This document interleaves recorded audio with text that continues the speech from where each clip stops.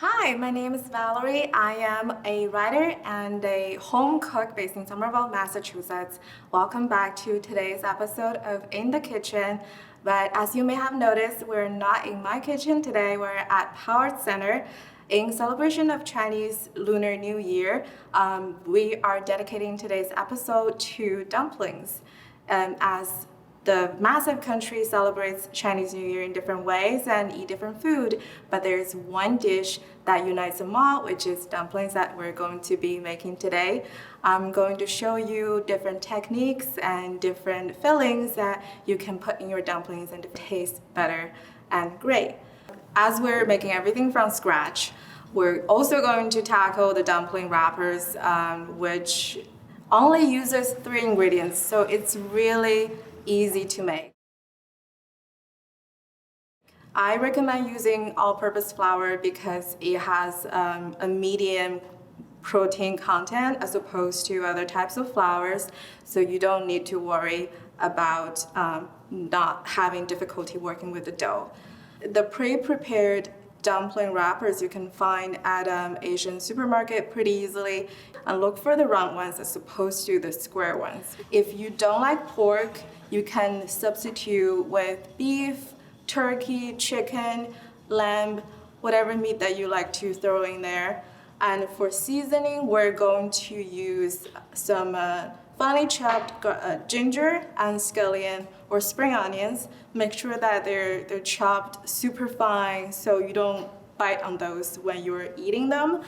And soy sauce is a very traditional ingredient in almost everything in Chinese cooking, and Shaoxing wine, which gets rid of the unpleasant flavors in the ingredients, and an optional would be oyster sauce and some sugar. We also have a vegetarian version, which is also a popular fillings for the Lunar New Year, which is the Chinese chive with scrambled eggs. And it's really easy to make.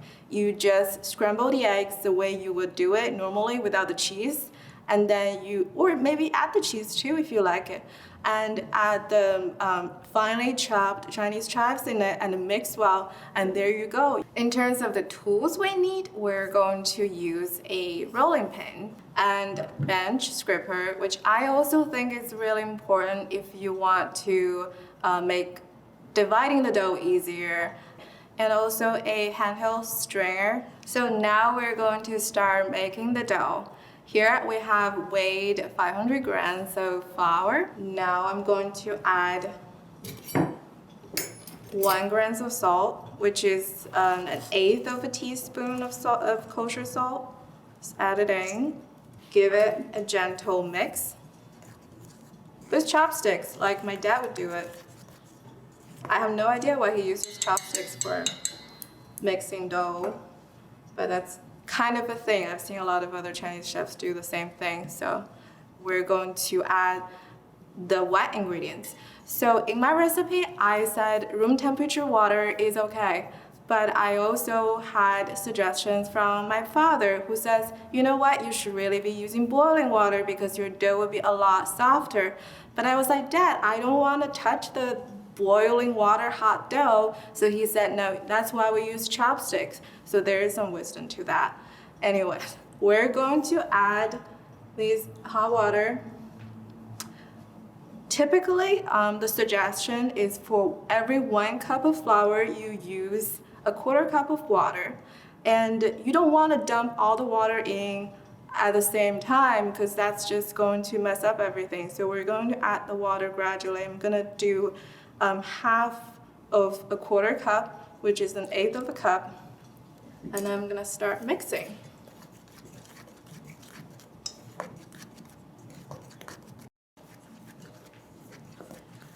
Now you may start noticing there's some clumps forming. It's kind of like making a pie dough.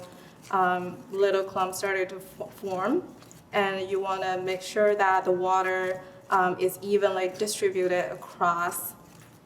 But I also have to say, it depends on the type of flour, the brand of flour. the protein content can be really different. So it's really going to be up to you how much water you're going to add. You just need to really pay attention to how the dough is forming. Now, as you're seeing, most of the dough have come from little powdery-ish thing into this lumpy, sandy-ish texture. Feel free to dig your hands in and start to incorporate them as you go.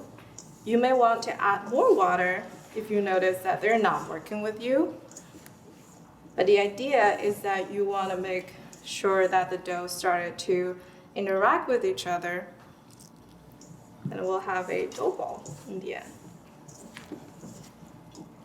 While you're doing that, I'm going to just transfer all the dough to the workspace because that's easier for me.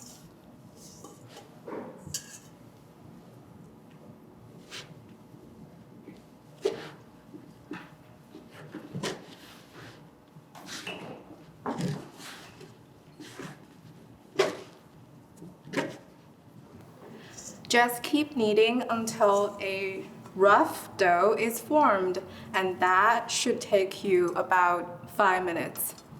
And as the dough forms, you can set it aside for now. I would recommend that you cover it with a kitchen towel or tea towel and set it aside. Let it cool a little bit and also develop its gluten and relax. Now the dough has rested, we're going to start kneading again and make them into dumpling wrappers.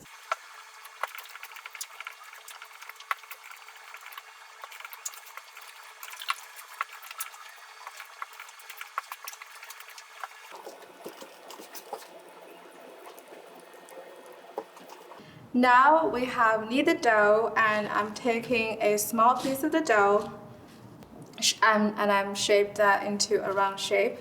Now you want to pinch a hole in the middle. It's kind of like how you make bagels. And you want to expand the hole, kind of stretch the dough and make it bigger.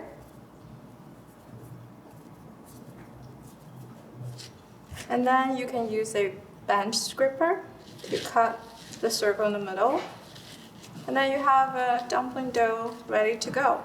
Divide up the dough into smaller pieces, and I'm gonna make it into a dough ball.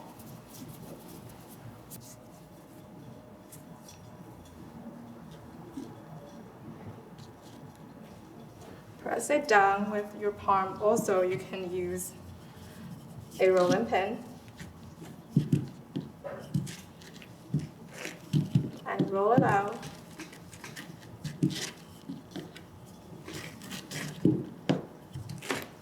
You want to make it as round as possible because later you want to round edges to help you fold more easily. There we go. This is the shape and thickness you want to achieve in the end. This is a wrapper ready to be folded into dumplings. This is also the other technique if you don't feel like rolling flat. This is the technique that a lot of people use. You kind of roll on the edges of the dough. Make sure that the edges are thinner than the middle. That will also help you fold the dumplings more easily. And also help the shape to be rounder. You know, people in the north really care about making the wrappers from scratch, which in my region, it doesn't seem like to be a thing. Is it different in your part of the world or your part of China? Please leave a comment below. I want to hear your thoughts. It's okay if your dumpling wrappers are not exactly the same shape or the same size. I think as long as you find a way to fold it up, you're good. Now let's get started with making the pork and napa cabbage fillings. I have chopped some Napa cabbage. If you don't feel like finely chopping the Napa cabbage, you can also run them through a food processor and you get the same results. But before we add the Napa cabbage, we're going to add kosher salt. Lightly season it. And next, we're going to add light soy sauce. It's great for adding that umami into the dish. And just a little bit of Shaoxing wine. It is a cooking wine and it's not recommended for drinking.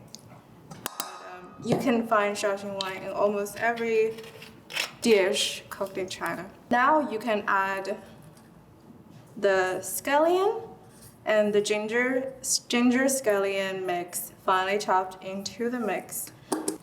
Now you want to use a pair of chopsticks and mix the pork and its seasonings in an anti-clockwise direction.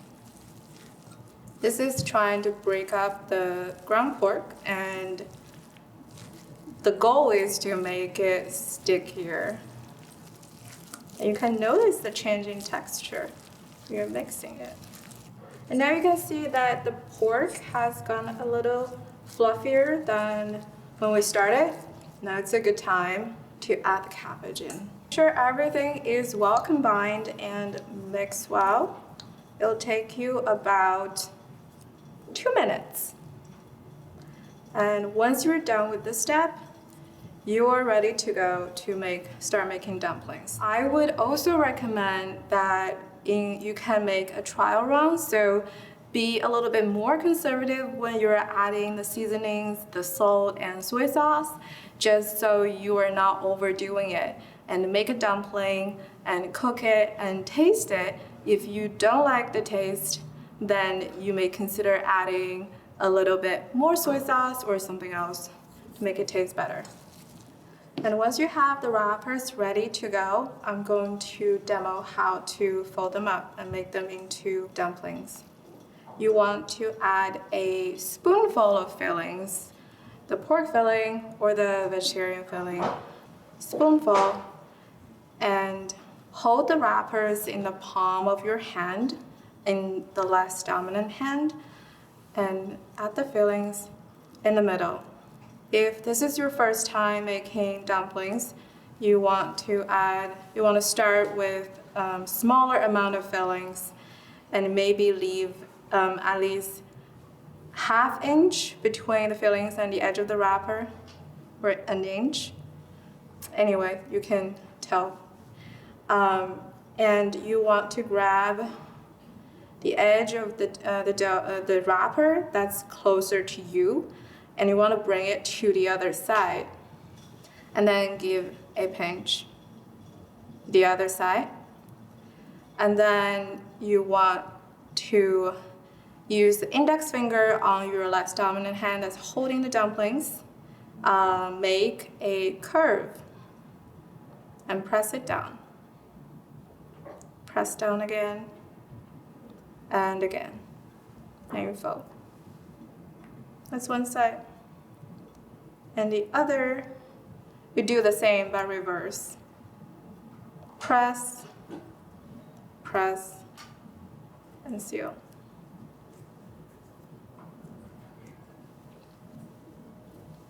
And it's a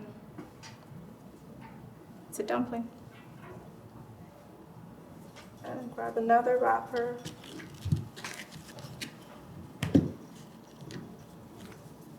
Okay. Now this time we're going to make the vegetarian one.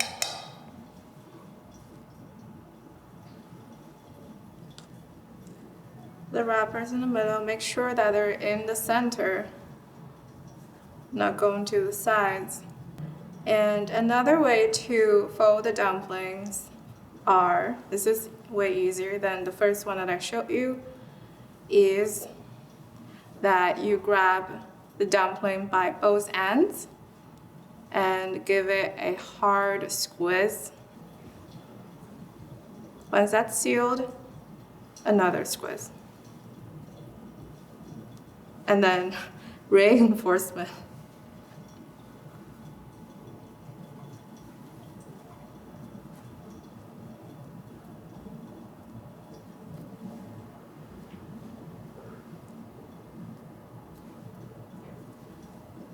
Okay.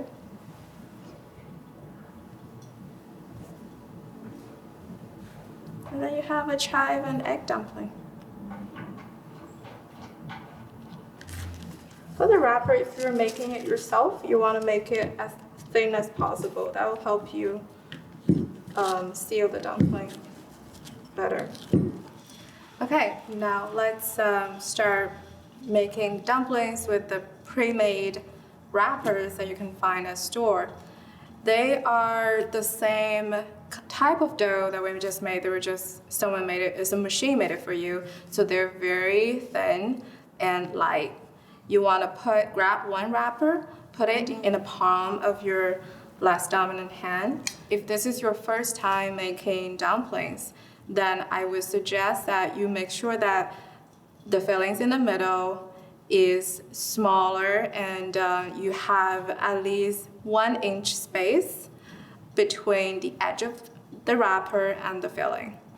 And then we have also some room temperature water. You want to use your index finger, dab in the water, and kind of wet the edges of the dough, the wrapper. And now we're ready to close it. It's kind of like a shellfish when you close it. You use your index finger and your thumb to grab one side of the wrapper that's closer to you. And then you slowly close it up. When the one side meets the other, then you pinch it. That's your first step. And what I do is I start with the left side from my perspective. And it's kind of like making the crimps on the pie. You use the index finger on the less dominant hand and push it forward towards the other hand, while my right hand's index finger is staying on top of the edge of the wrapper. And then you press it down. A hard pinch, and then do that again, until the side is closed entirely. Now you have one side of the dumpling closed. Add more water if it's not sticky enough.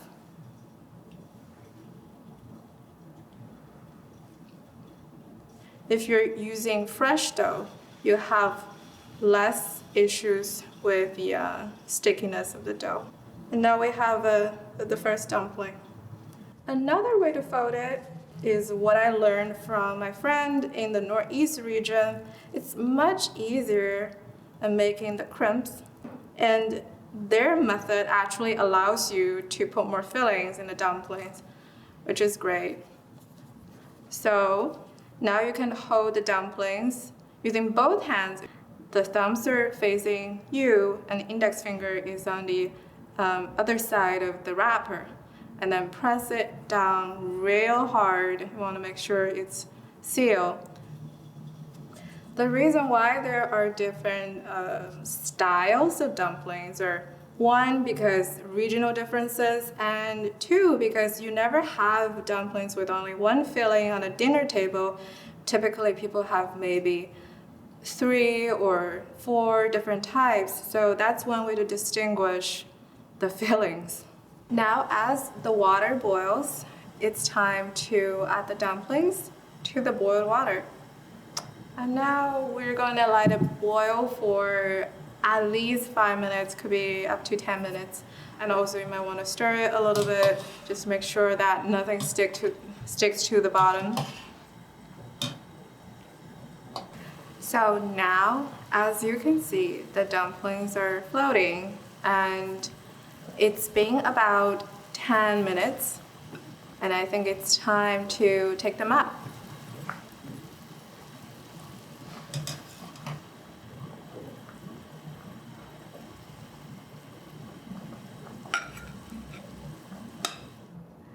Now you have a plate of tasty, flavorful dumplings. You can serve it as is, or you can have it with dark vinegar or soy sauce or whatever dipping sauce you like to add on top of it. Thanks for watching today's video. Please make this dumpling with your family, and don't forget to tag us on Instagram or Facebook at Pao Arts Center. Thank you for watching. We'll see you next time.